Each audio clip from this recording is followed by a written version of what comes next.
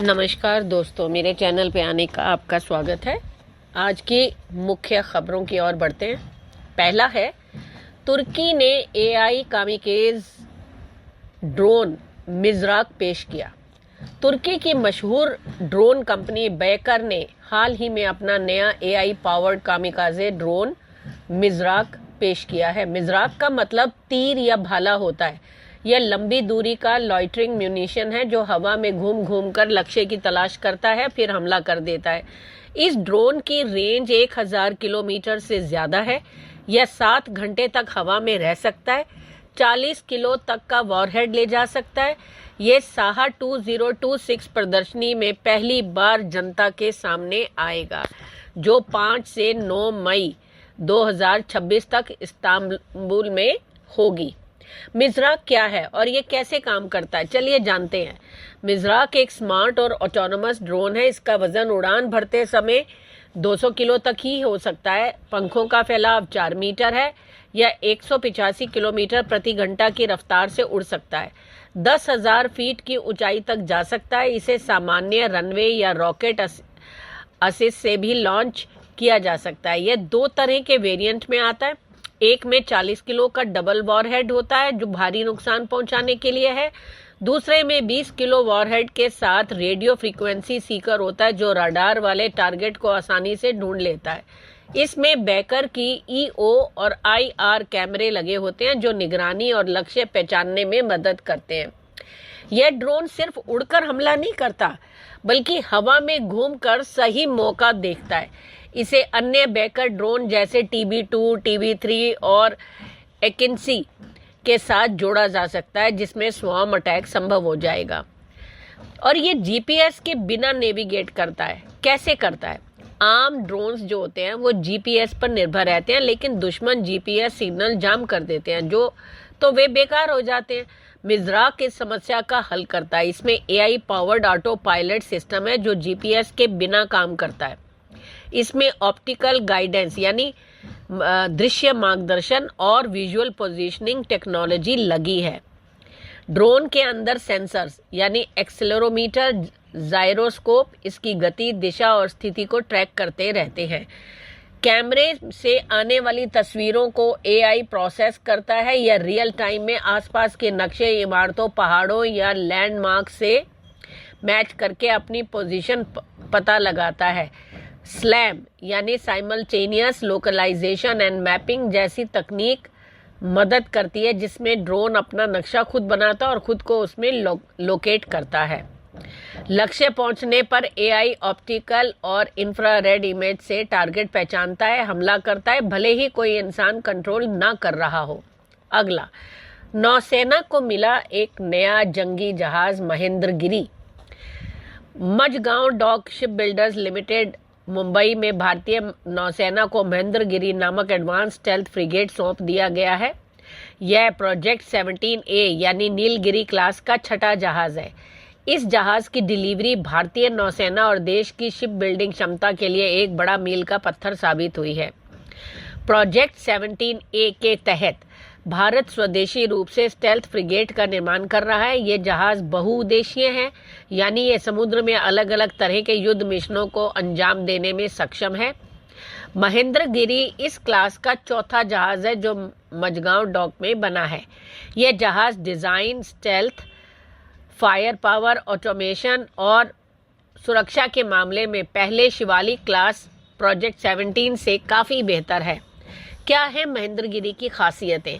महेंद्रगिरी अत्याधुनिक हथियारों और सेंसर से लैस है। इसमें COD यानी कंबाइंड डीजल और गैस प्रोपल्शन सिस्टम लगाया गया है, जिसमें डीजल इंजन और गैस टरबाइन दोनों का इस्तेमाल होता है।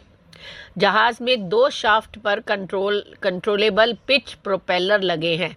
जहाज पर इंटीग्रेटेड प्लेटफॉर्म मैनेजमेंट सिस्टम भी लगा है, जिसे IPMS कहते हैं, जो पूरे जहाज के इंजन, बिजली और अन्य सिस्टम को स्वचालित रूप से नियंत्रित करता है। अगला, हाइपरसोनिक एंटीशिप मिसाइल की दहाड़। ओडिशा के चांदीपुर तट पर शुक्रवार को समुद्र की लहरों ने एक ऐसी गर्जना सुनी जिसने दुनिया भर के सैन्य विश्लेषकों के कान खड़े कर दिए। भारत ने अपनी मारक क्षमता का प्रदर्शन करते हुए एक ऐसी हाइपरसोनिक एंटीशिप मिसाइल का सफल परीक्षण किया जिसे रोकना नामुमकिन माना जा रहा है। CNN न्यूज 18 को विशेष सूत्रों से मिली जानकारी के मुताबिक इस गुप्त मिशन ने परफेक्ट स्कोर हासिल किया है।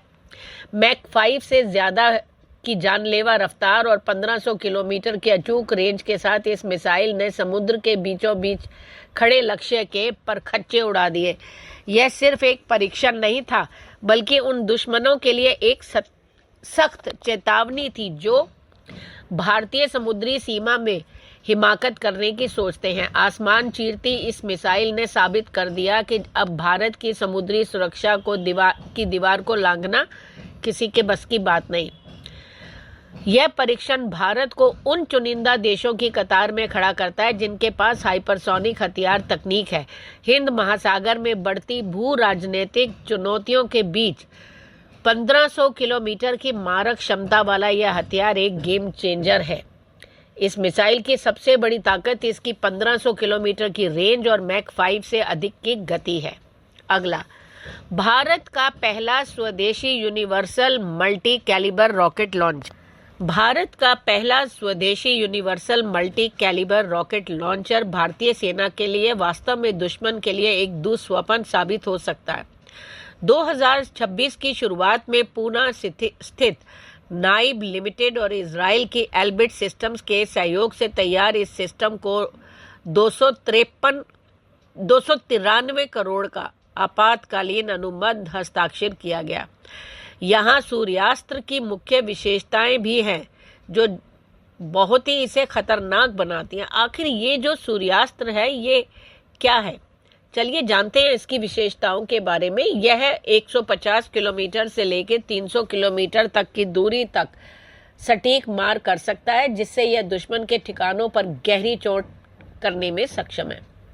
यह सिर्फ एक प्रकार का रॉकेट नहीं, बल्कि विभिन्न प्रकार के 122 mm, 306 mm और 370 mm रॉकेटों के साथ लॉइटरिंग म्यूनिशन यानी 100 किलोमीटर रेंज तक को भी एक ही प्लेटफॉर्म से दाग सकता है।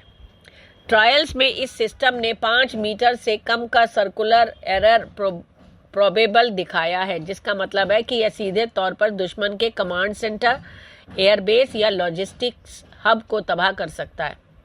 हमला करने के बाद यह सिस्टम तुरंत अपनी जगह बदल सकता है, जिससे दुश्मन के लिए ट्रैक करना और जवाबी हमला करना बहुत मुश्किल हो जाता है। यह आत्मनिर्भर भारत के तहत निर्मित है, जो इसे भारतीय रक्षा उत्पादन के लिए एक बड़ा मील का पत्थर बनाता है। यह रॉकेट सिस्टम दुश्मन के लिए बड़ा खतरा है, क्योंकि ये न केवल लंबी दूरी का है बल्कि अत्यधिक लचीला भी है, जो इसे आधुनिक युद्ध के लिए शक्तिशाली हथियार बनाता है। अगला, 2026 तक भारत की सैन्य अंतरिक्ष वास्तुकला एक महत्वपूर्ण मोड़ पर।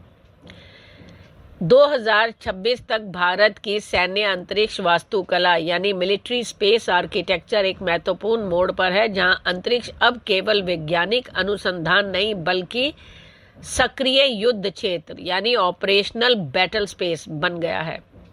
ऑर्बिट से डॉक्ट्रिन तक भारत का लक्ष्य रक्षा में आत्मनिर्भरता और दुश्मन की हरकतों पर रियल टाइम नजर रखना है। 2026 में भारत की सैन्य अंतरिक्ष वास्तुकला की मुख्य विशेषताएं क्या हैं वो बताना चाहूंगी। पहला तो इसका उद्देश्य क्या है। चीन और पाकिस्तान की सीमाओं और हिंद महासागर क्षेत्र पर 24/7 निगरानी रखना। अप्रैल 2026 तक पहले चरण के उपग्रहों का प्रक्षेपण शुरू होने की उम्मीद है, जिसमें 21 उपग्रह इसरो और 31 निजी कंपनियों द्वारा बनाए जाएंगे। इन उपग्रहों में सिंथेटिक अपर्चर रडार, उन्नत सेंसर और इमेजिंग सिस्टम होंगे, जो लो अर्थ ऑर्बिट और जियो स्टेशनरी ऑर्बिट में तैनात किए जाएंगे। अगला, integrated command and control system आधुनिक multi domain air power operations में क्रांति ला रहा है। जी हाँ, आधुनिक multi domain air power operations में क्रांति ला रहा है। ये जमीनी, हवाई, अंतरिक्ष, साइबर और संज्ञात्मक यानी कॉग्निटिव डोमेन को एक साथ जोड़कर युद्ध लड़ने के तरीके को पूरी तरह बदल रहा है। भारतीय वायुसेना की रीढ़ है ये, जो नेटवर्क केंद्रित युद्ध क्षमता प्रदान करता है, यानी नेट सेंट्रिक वॉरफेयर। ये कैसे क्रांति ला रहा है, क्या है इसके मुख्य बिंदु, यानी कैसे रेवोल्यूशनाइज कर रहा है, तो चलिए जानते हैं। यह सिस्टम सभी एयर डिफेंस एसेट्स यानी जमीनी रडार, हवाई sensor, airborne early warning and control system से डेटा एकत्र करता है, जिससे दुश्मनों की मिसाइल, ड्रोन या विमानों की पहचान और ट्रैकिंग तुरंत की जा सकती है।